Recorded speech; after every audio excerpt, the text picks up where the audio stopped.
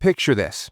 You're 55 years old and you finally say those two beautiful words, I'm done. No more alarm clocks, no more meetings, no more stress. But here's the problem nobody warns you about. Social Security doesn't start until you're 62. That's 7 full years where you're completely on your own. So what actually happens during those years? And more importantly, how do people successfully pull this off without going broke? I'm going to show you the exact math, break down the strategies real retirees actually use, and give you a clear roadmap.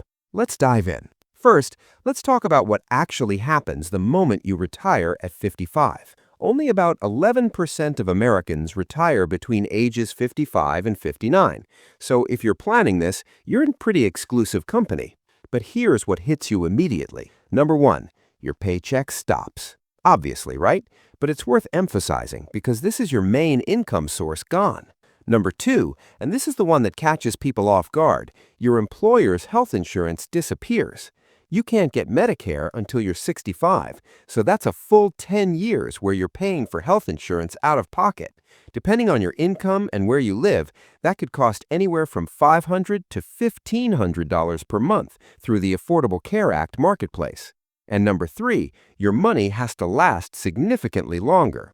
If you retire at 55 instead of 65, that's 10 extra years of retirement you need to fund. Simple math, if you need $50,000 a year to live on, you need an additional $500,000 saved just for those extra years.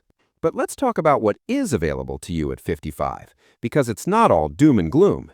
If you have a 401k with your current employer, there's something called the Rule of 55. Here's how it works in plain English. If you leave your job at age 55 or later, you can withdraw money from that specific employer's 401k without paying the normal 10% early withdrawal penalty. The catch? It only works with your current employer's plan, not old 401ks you've rolled over into an IRA.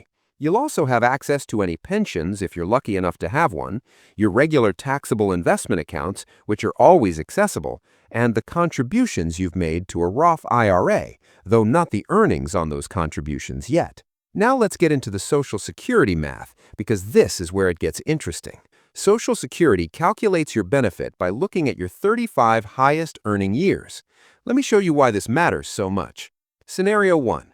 Let's say you started working at age 20 and worked every single year until 55. That gives you exactly 35 years of earnings history.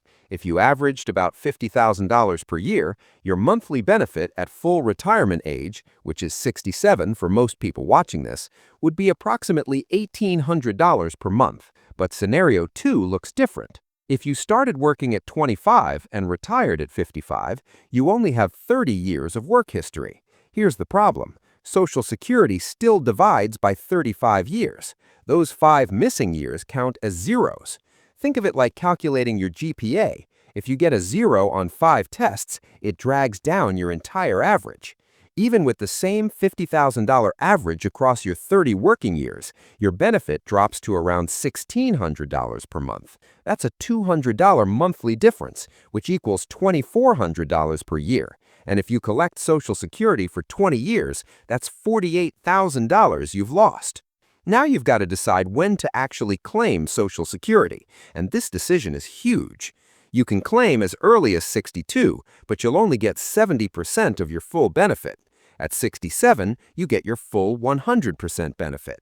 Or you can wait until 70 and get 124% of your full benefit. Using our $1,800 example, that's $1,260 per month if you claim at 62, $1,800 at 67, or $2,232 if you wait until 70. So which is better? Well, there's something called break-even analysis. If you claim at 62, you get smaller checks, but more of them. If you wait until 70, you get bigger checks, but fewer of them. The math shows they equal out around age 80 or 81. Here's the reality check, though. According to the CDC, average life expectancy is about 77 years old, so statistically, claiming early wins for the average person.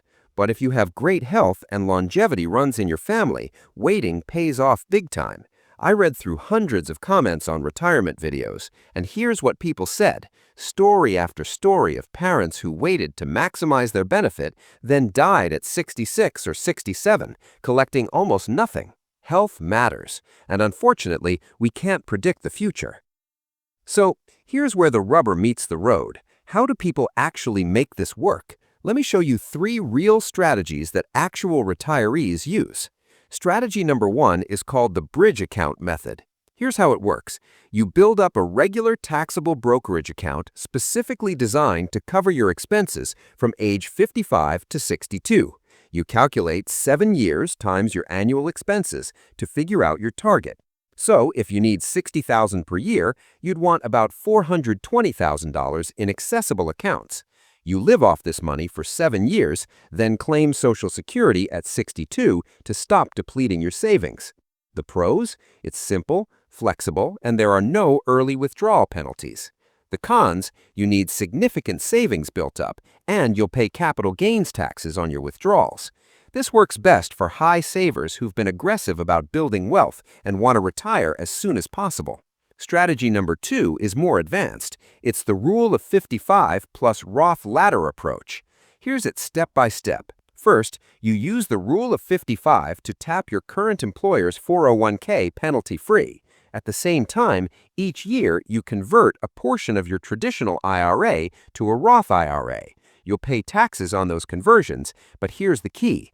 After waiting 5 years, you can access that converted money completely tax-free. This lets you delay claiming Social Security until 70 for the maximum benefit while still having money to live on. The pros are that you maximize your Social Security and create a pool of tax-free money. The cons, it's complex, requires planning at least 5 years ahead, and you'll have a tax bill when you do those conversions. This is best for people with substantial retirement accounts who can handle complexity and have time to plan. Strategy number 3 is the pension plus minimal withdrawal approach. If you're fortunate enough to have a pension, you rely primarily on that income. Take minimal withdrawals from your 401k or IRA just to supplement what you need. Keep your income low enough to potentially qualify for healthcare subsidies, and then claim Social Security somewhere between 62 and 65, depending on when you actually need it. The pros are a steady income and less financial stress. The obvious con is that you need a pension, and fewer people have those nowadays. This works best for government workers, union members, or corporate employees with traditional pensions. There's also a bonus 4th strategy worth mentioning, the part-time work hybrid. You work part-time or do consulting from 55 to 62, which helps cover healthcare costs and provides some income.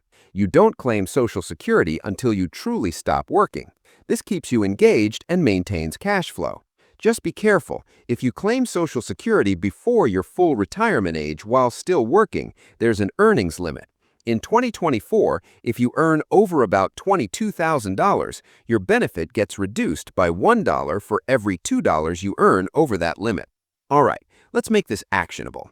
If you're 10 years or more away from 55, here's what you need to do right now. First, calculate your number using Social Security's online calculator at ssa.gov.